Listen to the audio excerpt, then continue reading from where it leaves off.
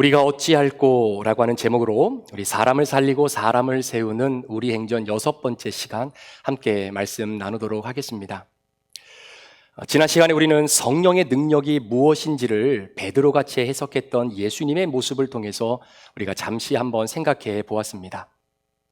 성령 받기 이전의 베드로의 모습과 성령을 받고 난 이후의 베드로의 모습 가운데에 가장 확연하게 드러나는 차이는 다른 무엇보다 바로 예수 그리스도 하나님의 아들 구원자이신 그분을 담대하게 사람들을 향해 선포하는 베드로의 모습이었습니다. 특별히 나사렛 출신의 예수였기 때문에 당시 사람들에게 멸시받고 천대받으며 살아갈 수밖에 없었던 우리 예수님께서 당시에 모든 사람들이 인정하지 않을 수 없을 만큼 너무나 삶을 아름답게 잘 살아오셨다라는 것이죠. 그리고 그렇게 잘 사셨던 우리 예수님께서 마지막 저와 여러분들의 구원을 위해 십자가에 잘 죽어주셨습니다. 이것이 바로 성령의 능력이요 성령의 권능이었죠. 어떻게 여러분들은 지난 한 주간 잘 살고 잘 죽으셨습니까? 비록 내 몸은 연약하고 가진 것 없고 늘 실수투성이고 남들에게 내세울 것 일 하나도 없는 그런 초라한 인생이라 여겨질지라도 이 세상의 그 누구보다도 하나님의 최고의 걸작품이라고 하는 하나님의 자녀의 이 정체성 때문에 내게 있었던 나만의 나사렛 그 열등감을 잘 이겨내고 잘 사셨느냐라고 하는 질문입니다. 그리고 인생을 살아가다 보면 내 혈기, 내 욕심, 내 정욕, 이생의 자랑 이것들이 내 안에서 꿈틀거리기 시작할 때 내가 물질과 성공과 사람들의 칭찬에 집착하고 싶은 마음이 들 때마다 내 안에 계시는 성령님께서 그 모든 것들을 내려놓으라고 말씀하시는 그 음성에 순종하며 잘 죽으셨습니까? 다시 한번 여러분들께 권면드립니다. 우리 주님이 오실 날이 멀지 않았는데 이 땅에 심판주로 오실 때에 여전히 이 땅에서 덮고 있었던 그 입을, 여전히 이 땅의 생계를 위해 정신없이 돌리고 있었던 그 맷돌, 주님이 이 땅에 오셨는데도 여전히 그 입을 덮고 있고 여전히 그 맷돌 돌리고 있는 분이 오늘 예배드리는 여러분 가운데 단 한 사람도 없기를 예수 그리스도의 이름으로 간절히 축원합니다. 여러분, 우리 인간은 누구나 할 것 없이 다 욕구를 가지고 있습니다. 예를 들면 물질에 대한 욕구도 있고요, 명예에 대한 욕구, 그리고 무언가를 또 누군가를 내가 통제하고 싶은 통제 욕구도 우리 인간에게는 있습니다. 그런데 이 모든 욕구를 한 곳에 집중시키는 소위 인간 최고의 결정체의 욕구가 있다면 아마 그것은 권력에 대한 욕구가 아닐까 생각이 듭니다. 왜냐하면 내가 권력을 많이 가지면 가질수록 내가 꿈꾸고 바랬던 것들이 그저 이상으로만 남아있는 것이 아니라 현실로 이루어질 수 있는 여건들이 너무나 많이 있기 때문에 그랬습니다. 그래서 권력의 맛을 한 번 정도 본 사람들은요, 그 권력의 맛을 잊지를 못합니다. 그래서 역사가 증명하지요. 그래서 정조가 자신의 아들이었던 사도세자를 무참히 살해했던 그 이유도 내가 누리고 있던 이 권력을 내가 배합한 내 핏줄을 갖고 있는 자식하고도 나눌 수 없을 만큼 그 권력의 맛이 굉장히 위험하다라는 겁니다. 사실 우리가 살아가는 이 세상의 정치 구도가 이런 권력의 이동에 따라 움직여지는 것 아니겠습니까? 대선 때나 아니면 선거철이 되면 상대방 후보를 어떻게든 폄하하고 깎아내려서 유권자들로 하여금 표를 받지 못하도록 얼마나 서로가 애를 쓰는지 모릅니다. 말 그대로 십자포화를 완전히 쏟아붓는 거지요. 그게 저 사람에게 사실이든 사실이 아니든 그건 중요하지 않습니다. 내 옆에 돌이 있으면 그 돌을 집어 상대방에게 던져보기도 하고, 내 옆에 칼이 있으면 그 칼을 들어서 한번 찔러보기도 하고, 내 옆에 못이 있으면 한번 못을 들어 망치로 박아보기도 하고, 어떻게든 상대방에게 타격을 줄 수 있는 모든 수단을 이용합니다. 이렇게까지 하는 이유는 내가 이 선거에서 이겨야 그 좋은 권력을 차지할 수 있기 때문입니다. 그런데 막상 투표가 끝나고 개표 결과를 보니까 내가 당선된 게 아니라 상대방 후보가 당선이 된 겁니다. 그러면 여러분, 앞으로 어떤 일이 일어나겠습니까? 정치의 순리는 당한 만큼 갚아주는 보복의 현실, 그게 정치 그 자체이죠. 그래서 정적들이 망명을 가는 이유가 그런 겁니다. 왜냐하면 우선은 내가 살아야 되니까. 그러니까 세상에서 가장 무서운 것 중에 하나가 뭐냐면 권력의 적이 되는 것이 무서운 겁니다. 마찬가지로 성령 받은 사도 베드로가 드디어 성령의 설교를 시작하게 합니다. 그럼 여러분 한번 생각해 보시겠습니까? 어떤 목사님이요, 진짜 성령의 충만함을 받으신 분이 계셨어요. 이미 소문이 쫙 퍼져 있는 목사님입니다. 그런데 그 목사님이 우리 교회 가까운 곳에서 말씀을 전한다라고 하는 광고를 만약에 여러분이 보셨다면 한 번쯤 가서 그 말씀을 좀 들어보고 싶은 마음과 그런 생각이 있지 않으시겠습니까? 자, 그런데 여러분, 성령 충만한 설교를 들으면 여러분은 어떨 것 같습니까? 그 설교가 나에게 힘을 줄 것 같고, 내가 너무나 감동받아서 눈물 나고, 내게 없던 힘과 에너지가 말씀을 통해서 팍팍 생기는 그런 말씀 같으십니까? 그런데 말씀에 기록된 오늘 베드로의 설교, 그 성령 충만한 설교는 금방 여러분들에게 말씀드렸던 그런 설교의 내용이 아닙니다. 성령 받은 그날 베드로가 이스라엘 백성들에게 말씀을 전합니다. 그 설교의 내용의 핵심이 뭡니까?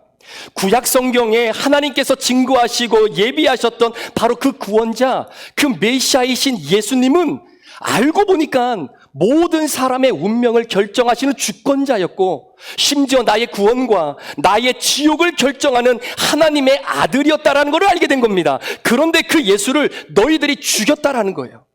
다른 말로 표현하면 나를 천국 보낼 수도 있고 나를 지옥으로 보낼 수 있는 그 최고의 결정권을 가지고 있는 그 권력자를 내가 죽였다라는 사실입니다.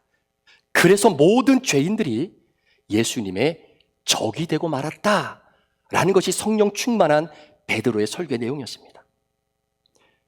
이게 무슨 말이냐면, 혹여나 내가 인간 권력자를 죽였다면 어떻게든 도망다니면서 살아갈 수 있는 그런 가능성이라고 있겠죠.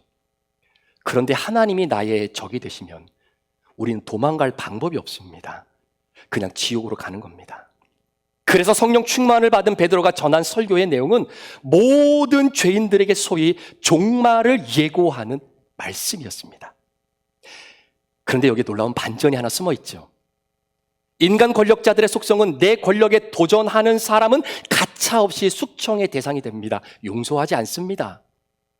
그런데 예수님이 구원의 주권자가 되시자 어떤 일을 예수님이 하셨냐면, 나를 향해 십자가의 못을 받고 옆구리에 창을 찔렀던 그 적들에게 용서를 베푸시는 겁니다. 그리고서 성령의 선물을 주시겠다라고 말씀을 하세요. 여러분, 예수님이 우리에게 주실 수 있는 가장 좋은 선물이 여러분 뭐라고 생각하십니까? 바로 예수님의 적으로 살아갈 수밖에 없었던 나에게 예수님이 용서해 주시고 구원해 주신 이 선물만큼 더 큰 선물이 어디 있겠어요? 자, 그렇다면 이 놀라운 성령의 선물을 우리가 받으려면 죄인인 우리가 무엇을 해야 되는가? 오늘 이 부분을 여러분들과 말씀을 통해 함께 생각을 해보려고 합니다. 먼저 오늘 본문 37절, 38절 말씀을 스크린을 통해서 한번 보실까요?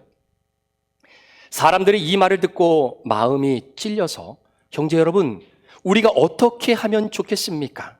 우리가 어떻게 하면 좋겠습니까? 하고 베드로와 다른 사도들에게 말하였다. 베드로가 대답하였다. 회개하십시오. 그리고 여러분 각각 예수 그리스도의 이름으로 세례를 받고 죄의 용서함을 받으십시오. 그러면 성령을 선물로 받을 것입니다. 라고 하는 말씀입니다. 여기서 우리가 성령의 선물을 받기 위해서 절대로 놓치지 말아야 할 단어가 나옵니다. 그것이 뭐냐면, 우리가 어떻게 하면 좋겠습니까? 여러분이 가지고 계시는 개역개정에는 어찌할꼬라고 표현하는 바로 이 한 단어입니다. 그러니까 예수님을 십자가에 못 박은 사람이 예수님과 다시 화해할 때에 어찌할꼬가 되면 성령의 선물을 받는 것이고, 어찌할꼬가 안 되면 감히 내 손으로 직접 예수를 십자가에 못 박은 그 죄값으로 지옥 가는 겁니다. 따라서 이 어찌할 거라고 하는 이 단어가 어떻게 보면요, 저와 여러분의 구원의 굉장히 핵심적인 단어는 확실하겠죠. 자, 그렇다면 내 운명을 결정짓는 이 어찌할꼬, 어떻게 해야 되겠습니까? 라고 하는 이 어찌할꼬의 뜻이 무엇일까요? 한번 잘 들어보세요. 이스라엘 백성들이 예수님을 십자가에 못 박은 것은 지금으로부터 한참 오래전 일입니다. 이전까지는 십자가에 못 박은 예수에 대해서 내가 예수를 죽였다, 내가 예수에게 못을 박았다, 마음의 찔림이 일 하나도 없이 살아가던 사람들입니다. 잘 살고 있었습니다. 그런데 성령 충만한 베드로의 설교를 듣다 보니까 지금까지 내가 까맣게 잊고 살았던 그 죄가 생각이 나는 겁니다. 지금까지는 아무런 부담감 없이 살았는데 성령의 설교를 들으니까 그 죄가 내 가슴과 내 생각과 내 마음 수면 위로 북하니 떠오르게 되면서 그것 때문에 너무나 마음이 아프고 힘든 거예요. 우리 사랑하는 성도 여러분, 복음이 무엇입니까? 복음은 굿뉴스, 좋은 소식이죠. 구원받아 하나님의 자녀가 되는 택자인 우리들에게 복음은 너무나 좋은 소식입니다. 그런데 그 좋은 소식의 이면에는 정반대의 소식도 복음이 가지고 있습니다. 그게 뭐냐면 하나님은 정말로 우리를 사랑하시는데 우리가 지은 죄는 너무나 미워하신다라는 거예요. 진짜 미워하신다라는 겁니다. 따라서 내가 구원받기 위해서는 내 죄가요, 복음의 능력으로 공격을 받아야 됩니다. 그래야 온전한 구원, 온전한 복음을 경험하게 되는 거죠. 그래서 택자들은 복음을 들을 때 하나가 될 수 없는 양가 감정 때문에 힘들 수밖에 없는 겁니다. 내 안에 계시는 성령님은 나에게 이렇게 요구하시는데 내 안에 있는 내 자아는 성령님과 반대로 나를 이끌어가려고 하니 얼마나 내 안에 갈등이 많겠습니까? 그래서 갈등 충만이 성령 충만인 거예요. 분명히 내가 예수 믿고 구원받는 것은 좋은 소식인데, 예수님 믿어서 너무나 기쁜데, 그런데 한편으로는 내가 예수를 믿는 그 순간 그 복음의 능력이 나를 찌르기 때문에 복음은 또한 나를 아프게 합니다. 이런 양가 감정을 매일매일 느끼고 말씀 앞에서 주님이 원하시는 뜻을 결정하는 그 훈련을 사실 믿음 안에서 구원받은 주의 자녀들이 매일매일 해야 되는 훈련이기도 하죠. 그래서 여러분들 가운데 나는 예수 믿고 나서 매일이 기쁘다, 부족함이 있지만 하여튼 나는 항상 기쁘다, 즐거운 인생만 살아간다 라고 만약에 생각하시는 분이 있다면 아마 기복주의에 빠져 있을 가능성이 좀 있고요. 반대로 나는 예수를 믿고 난 이후에 내 죄가 말씀으로 드러나니까 그걸 보니까 심란하고 마음도 무겁고 늘 죄책감에 눌려 살아가고 있다라고 생각되시는 분들이 계신다면 그건 율법주의에 빠져 있을 가능성이 많습니다. 그런데 오늘 베드로가 전해준 성령의 설교를 들은 이스라엘 사람들이 딱 이랬습니다. 하나님께서 예수 그리스도를 통해 구원을 주신다고 하니까 너무 기쁜 거예요. 감사한 일입니다. 행복합니다. 그런데 또 다른 마음은 그 좋은 예수님 앞에 내가 죄를 지었어요. 예수님의 손과 발에 녹슨 못을 망치로 박았던 그 사람이 다른 사람이 아니라 내 자신이었다라는 것이 드러나니까 어떻게든 이 죄의 문제를 해결받고 싶은 겁니다. 찔림이 오는 겁니다. 그런데 이 복음 때문에 내 가슴에 사람들이 찔림을 당하자 이들이 자연스럽게 그들의 마음속에서 외쳤던 말 한마디가 어찌할꼬라고 한다네. 어찌할꼬. 자, 그렇다면 여기서 이 어찌할꼬, 이 단어의 뜻이 무엇인지 한번 들어보십시오. 한국에 가면 분당에 우리들 교회라는 교회가 있습니다. 김양재 목사님 이 분이 목회하시는 교회인데 큐티로 굉장히 성장하고 또 건강하게 또 나아가는 그런 교회죠. 그 교회 어느 한 권사님의 간증을 제가 들은 적이 있었는데 그 간증을 들으면서 그래, 이것이 진짜 어찌할꼬라는 단어의 뜻이구나 라는 것을 깨닫고 여러분들과 좀 나누려고 합니다. 지금은 대한민국이 OECD 국가 가운데 출산율이 가장 적은 나라이죠. 그런데 1950년대 말 60년대 70년대까지만 하더라도 대한민국이라고 하는 나라가 기하급수적으로 불어나는 이 인구 급증 문제를 해결하기 위해서 정부가 추진했던 캠페인과 구호가 하나 있었습니다. 혹시 기억나십니까? 고개를 끄덕이신 분은 60년대에 아들, 딸 구별 말고 둘만 낳아 잘 기르자 뭐 이런 거 있었습니다. 뭐 나중에는 이제 뭐 하나만 낳아 기르자 뭐 이렇게도 했지만, 자, 아들, 딸 구별 말고 딱 둘만 낳아서 너무나 애를 많이 낳으니까 그러니까 둘만 낳아서 잘 기르자 이런 분위기 속에서 이 성도님이 자녀 셋을 낳아서 기르고 있는 상황에 예상하지 못하게 넷째가 덜컥 들어선 겁니다. 당시에 사람들이 가난을 밥 먹듯 하며 살았던 시대이기 때문에 애 3명을 키우는 것도 너무나 진짜 피골이 상접하도록 찢어지게 가난한 가운데에 갑자기 꿈에도 생각하지 못했던 입 하나가 집안에서 생겨버리게 되니 아이를 가졌다라는 것 자체가 마냥 기쁘지만은 않았다라는 거예요. 그래서 이 성도님이 도대체 이 아이를 어떻게 해야 되나 고민하던 중에 주변에서 사람들이 하나같이 하는 말이 뭐냐면, 아니 지금 당신의 삶을 생각해 봐요. 아니, 이 집안에서 애 하나를 더 낳으면 당신 집안은 끝이야.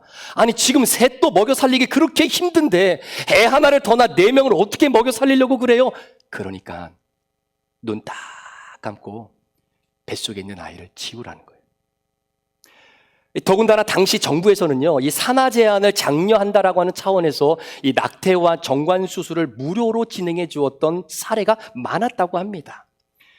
그러니 당시의 분위기나 주변 사람들도 아무런 죄책감이 없이 다 그렇게 하니까 이 성도님도 뱃속에 있는 아이를 지우는 것에 대해서는 그렇게 크게 부담감을 느끼지 않고 결정을 하게 된 거예요. 그리고 그 일을 까맣게 잊고 살아가던 어느 날 예배 시간에 목사님이 전해주시는 말씀을 듣는데 그날 본문의 말씀이 마태복음 2장의 내용이었습니다.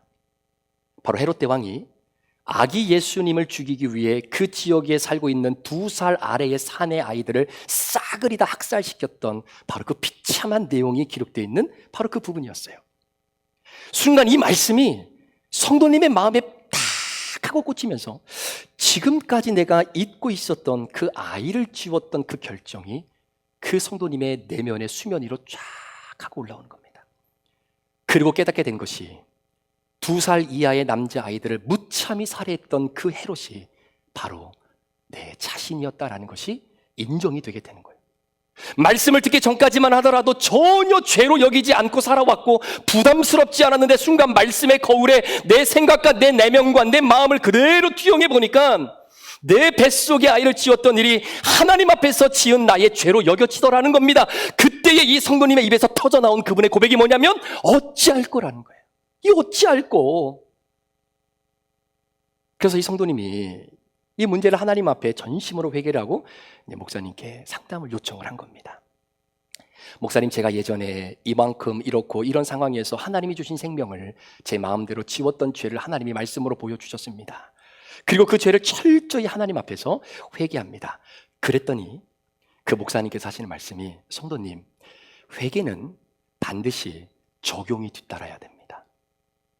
회개는 반드시 적용이 뒤따라야 합니다 라고 하시면서 회개한 자신의 죄를 간증을 통해 교회 공동체 앞에서 고백하고 그 간증이 다른 사람들을 살리는 은혜의 재료가 되기를 부탁을 하게 되죠.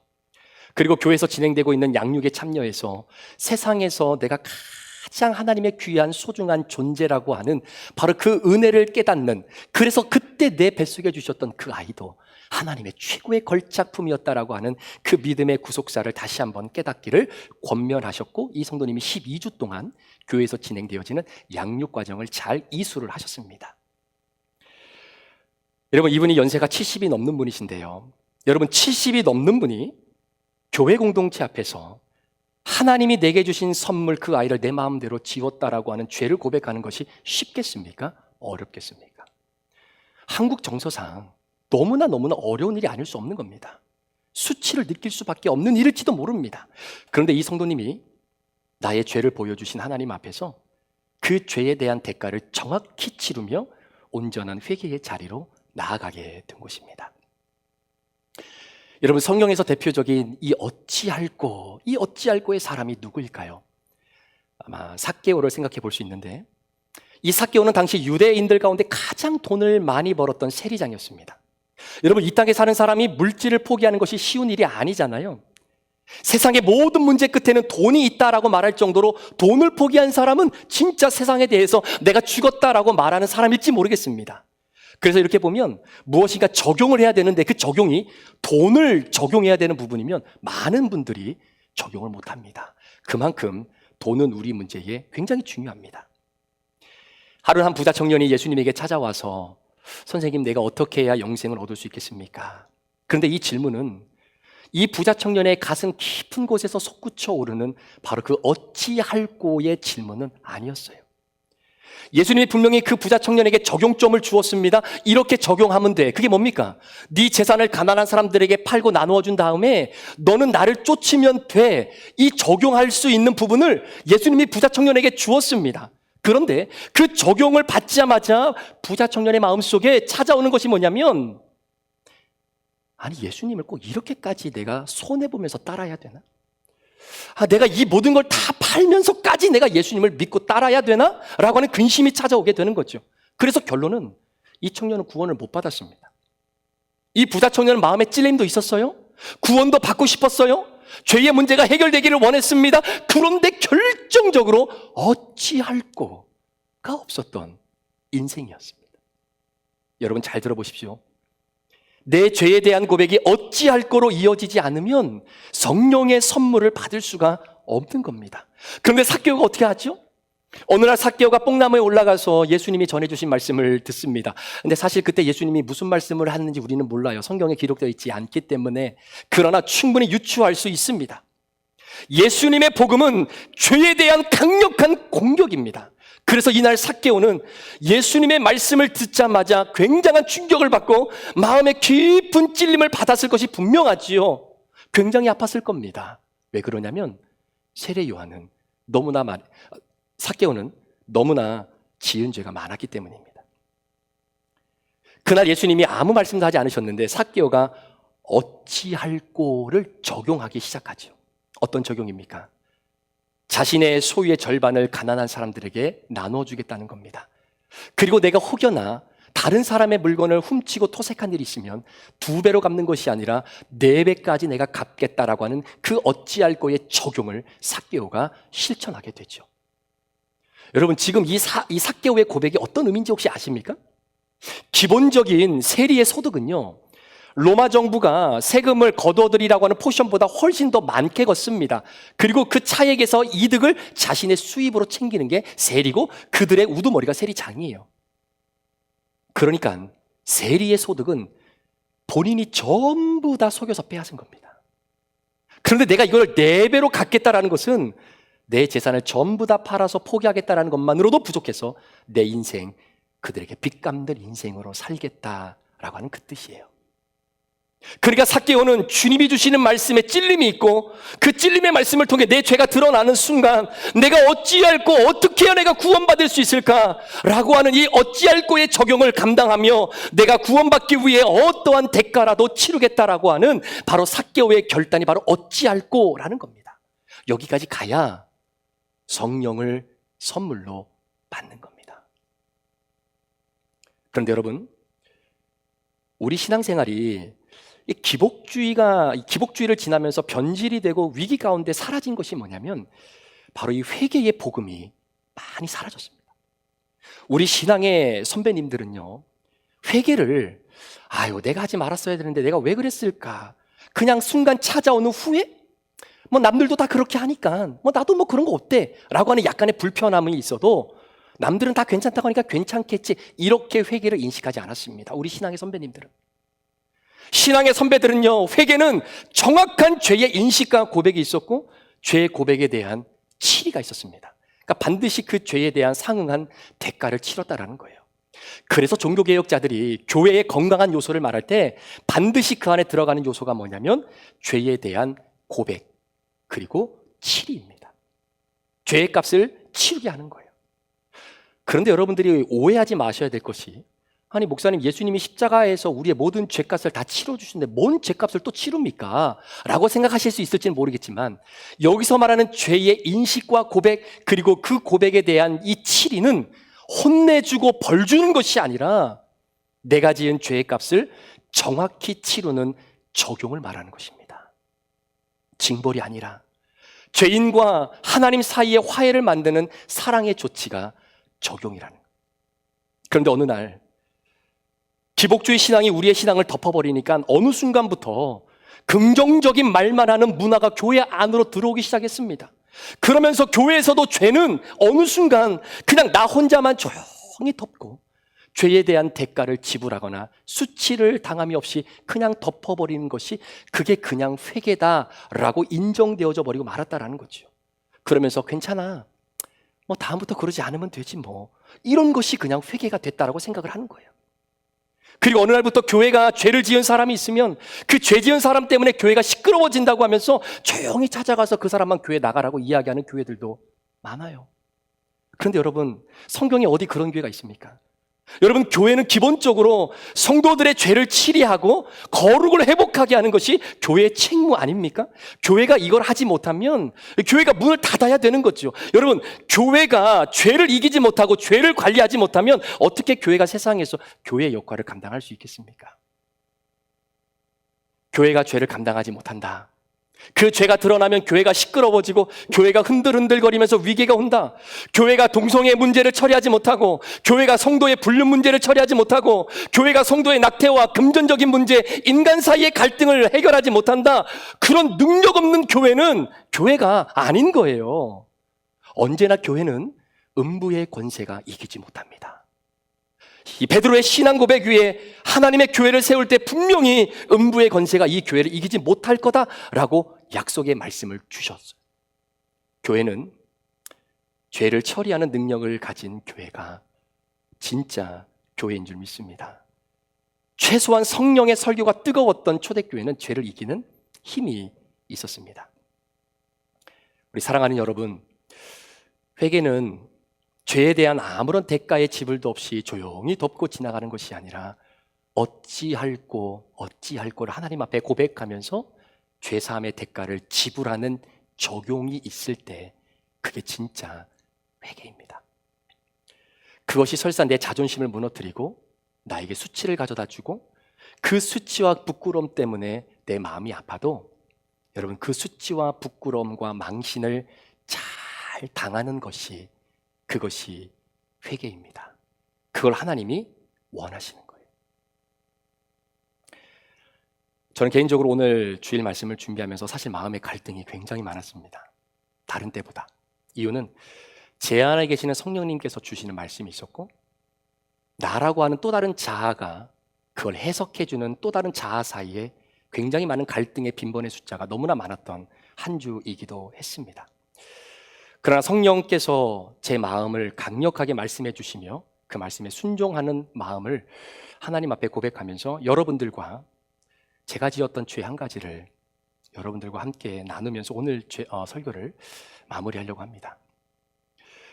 우리 토요일 새벽 예배 말씀을 혹시 영상으로 들으신 분들은 계실지 모르겠지만 이번 한 주는 주일 말씀과 토요일 새벽 예배 말씀을 같이 준비하면서 이건 하나님이 나에게 순종하라고 빼도 박도 못하게 주신 말씀이다 라는 것을 강력하게 느낄 수밖에 없었기 때문에 그 말씀에 순종할 수밖에 없었습니다.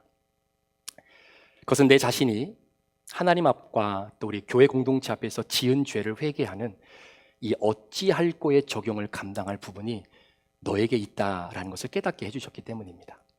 그래서 이 시간 제가 하나님과 우리 교회 공동체 앞에서 공식적으로 용서를 좀 구하고 목사로서 그 죄에 대한 대가를 제가 치르려고 합니다. 제가 이렇게 하는 이유는 이 회개가 저와 우리 공동체가 사는 길이기 때문에 그래요. 그리고 제가 우리 브릿지 교회를 목회하는 동안은 회개의 정확한 모범을 보여야 할 책임이 또 담임인 저에게도 있기 때문이 아닐까 그런 생각이 듭니다. 작년 2025년 10월 첫 주일이었습니다. 우리 브릿지 공동체와 함께 신앙생활을 해오던 우리 정여상 형제, 강은지 반주자가 이 부부가 교회를 더 이상 나오지 않겠다라고 연락을 저에게 보내왔습니다. 이유는 한 가지였습니다. 다른 누구보다 이 부부를 또 저희 부부가 굉장히 아끼고 사랑했던 그런 부부였는데 그렇게 사랑하고 아꼈던 우리들의 마음의 표현이 본의 아니게 두 분에게 깊은 오해를 가져다 주었고 그 오해가 그분들에게 상처가 되었습니다. 그래서 교회를 떠나셨습니다. 처음에는 이해가 되지 않았습니다. 왜 그렇게까지 극단적인 결론을 내렸을까라고 하는 생각도 했었습니다만 시간이 지나고 곰곰이 생각해 보니까 이 상처라고 하는 것은 느끼는 사람, 받는 사람의 입장에서 결정되는 것이 맞다라고 하는 생각이 깊게 들었습니다. 누구의 잘잘못을 가리는 것이 아니라 담임 목사로서 성도 한 분 한 분을 잘 돌보고 사랑하고 격려하고 말씀과 위로로 잘 섬겼어야 했었는데 그 직무를 제가 제대로 감당하지 못한 결과로 인해 그분들이 교회를 떠나셨다라고 하는 결론에 대해서는 제가 입이 10개라도 사실 드릴 말씀이 없습니다. 무엇보다 여상경제 은지자매 이 자리를 통해서 다시 한번 미안함과 또 용서의 마음을 전합니다. 그리고 성도 한 명이라도 전도하고 교회의 부흥과 성장을 위해 애쓰시는 우리 성도님들의 열정과 그 노력에 담임 목사가 도움을 드리기는커녕 찬물을 끼얹는 것 같은 그런 죄송한 마음뿐입니다. 이 또한 우리 성도님들께 제가 진심으로 용서를 구합니다. 그리고 이 일에 대해서 제가 짊어지고 가야 할 마음의 짐이 있다면 마음 한편에 잘 간직함으로 다시는 제 개인적인 불찰과 실수로 인해 상처를 받아 교회를 떠나는 성도님들이 계시지 않도록 최선을 다해 노력하는 것이 내가 성도님들 앞에, 하나님 앞에 적용해야 할 저의 고백이라고 생각을 했습니다. 우리 사랑하는 성도 여러분, 저와 여러분의 회개는 어떤 회개입니까?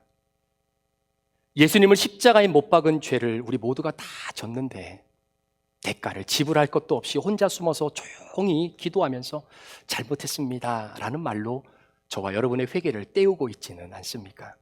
그러면서 나는 회개했다, 나 구원받았다라고 하면서 거짓 평화를 누리고 있는지는 않으신지요? 죄송하지만 그것은 회개가 아닙니다.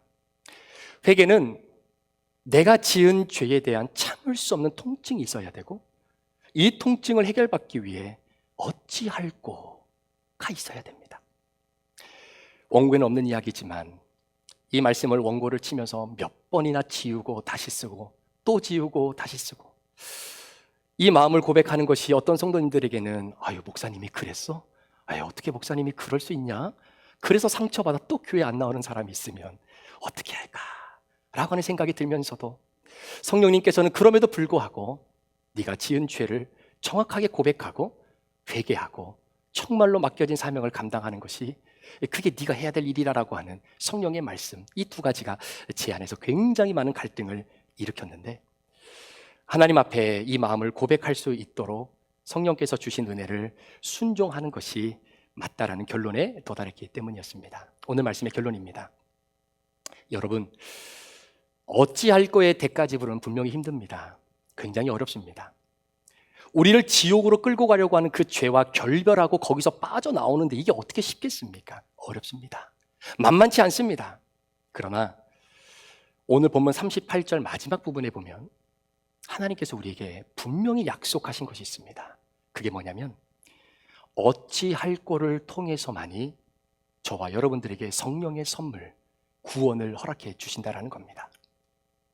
소망하기는 이번 한 주 저와 여러분의 삶에 이 어찌할 거가 동반되어지는 진정한 회개, 바로 이 적용이 있는 회개가 여러분들에게 펼쳐지게 되기를 소망합니다. 그래서 마음속에 남아있었던 그 죄의 쓴뿌리들이 성령의 불로 싹 다 채워지고 그런 죄의 뿌리가 사라진 그 자리에 회개의 역사, 복음의 열매, 하나님의 나라, 놀라운 천국이 여러분에게 임하게 되어질 때 그때 비로소 하나님이 주시는 은혜와 기쁨이 경험되어지게 되는 것입니다.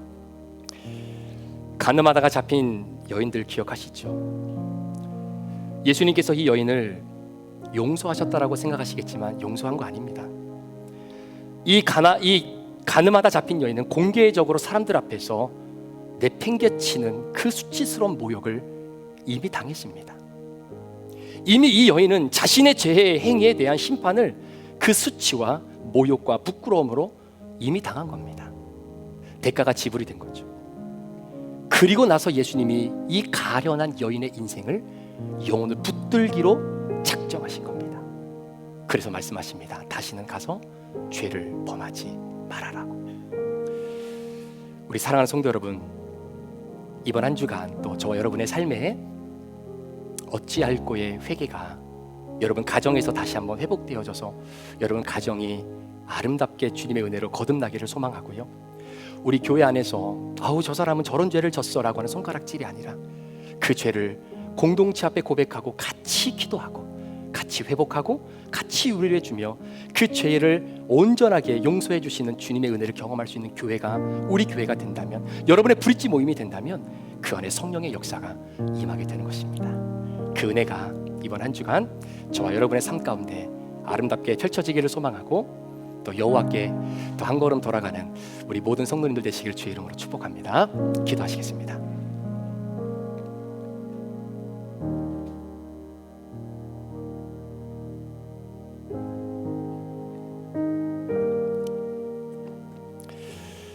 제가 우리 공동체 앞에 저의 죄를 고백하는 것이 이거 하나만이겠습니까? 제가 여러분들보다 더 많은 죄를 짓고 살아가는 사람일 겁니다.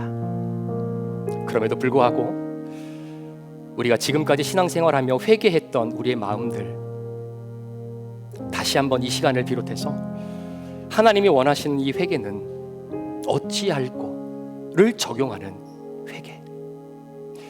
남편으로서 아내에게 어찌할꼬의 고백이 있다면 그에 상응하는 적용을 하십시오. 아내가 남편에게 어찌할꼬 말씀으로 하나님이 보여주시면 그걸 묵지 마시고 적용하십시오. 성도와 성도 사이에, 목회자와 성도 사이에 함께 적용할 수 있는 그 어찌할꼬, 그럼 우리 교회 삽니다. 그러면 우리 교회 하나님이 쓰십니다. 회개의 놀라운 역사를 통해 하나님의 성령의 은혜를 우리 교회에 부어주십니다. 그분이 역사하는 교회, 그분이 이끄시는 교회가 되면 됩니다. 이 시간 기도하실 때 여러분 마음속에 좀 부담스럽게 들려지시고 또 무거운 말씀이었을지는 모르지만 이게 여러분들을 살리는 말씀입니다. 제가 사는 이야기요. 이 시간에 조용히 내 목소리가 내 귀에 들릴 정도의 목소리로 이 시간 주님 앞에 여러분 회개할 것 있고 적용할 것 있으면 주님 제가 회개합니다. 그리고 적용하겠습니다. 내 삶을 붙잡아 달라고, 용기를 달라고, 주님 도와달라고 우리 잠시 한번 말씀 묵상하면서 잠시 기도하는 시간 갖겠습니다. 기도합니다. 하나님 아버지 감사합니다. 그렇습니다. 우리는 하나님 앞에 죄를 짓고 그 죄를 말씀으로 보여주실 때마다 이 정도는 괜찮지, 그냥 덮고 그냥 묻어버리고 언제 그랬느냐는 듯이 그렇게 20년, 30년, 40년을 하나님 신앙생활 해왔습니다. 그런데 하나님 오늘 사도행전 2장 37절에서 41절 하나님 마태복음 15장의 말씀을 우리에게, 11장의 말씀을 우리에게 주시면서 그거 아니다라고 정확하게 우리에게 말씀해 주셨습니다. 그 말씀 그대로 순종해야 된다고 성령님이 말씀해 주셨고 그거 순종하라고 성령님께서 말씀해 주셨습니다. 주님, 우리 성도들 부족한 종 그렇게 순종하고 주님이 주신 귀한 자녀들, 귀한 가정, 귀한 아내 남편, 그 공동체 살려낼 수 있도록 하나님 도와주시옵소서. 부부끼리 어찌할꼬가 고백되게 하여 주옵소서. 그래서 같이 적용할 수 있도록 도와주시옵소서. 친구 간에 어찌할꼬가 회복되게 하셔서 같이 적용할 수 있도록 도와주시옵소서. 교회에 어찌할꼬가 적용되어져서 함께 살아날 수 있도록 하나님 도와주시기를 원합니다. 그래서 여호와 하나님께로 더 가까이 돌아가는 우리 믿음의 귀한 성도들 되어줄 수 있도록 인도하여 주시옵소서.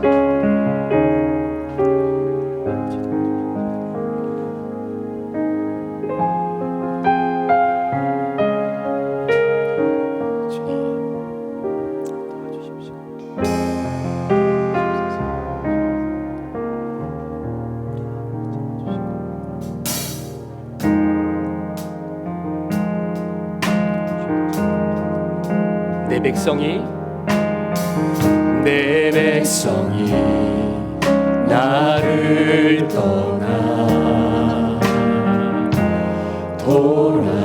돌아섰지만 내 사랑이 내 백성을 포기 못하니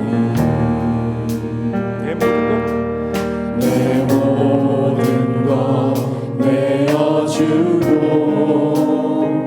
나 그들을 얻으리라. 여호와께 돌아가자. 우린 돌아서도 그는 변치 않네.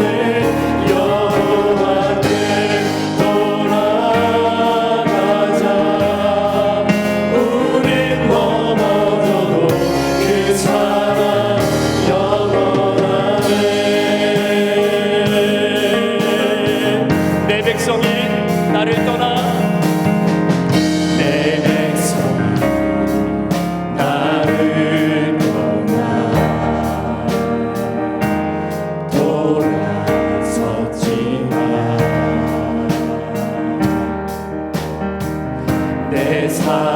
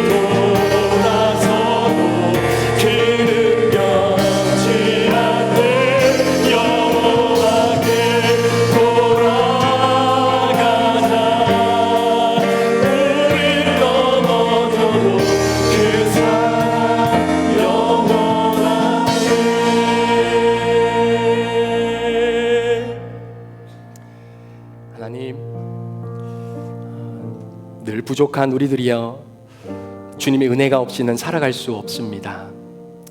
무엇보다도 주님 사랑하는 마음 속에 말씀으로 우리의 죄를 드러내 주실 때 회개하고 또 감사하면서 주어진 삶을 주님이 주신 행복으로 믿음 안에서 살아내는 이번 한 주간의 삶이 우리 성도들의 삶 가운데 펼쳐지도록 인도하여 주옵소서. 지금은 우리 구주 예수 그리스도의 귀하신 은혜와 우리 아버지 하나님의 무한하신 사랑하심과 성령님의 감화 감동 충만 교통 위로하시고 오늘도 우리 안에 내주하시는 그 놀라운 역사가 어찌할꼬 주님 어떻게 해야 됩니까?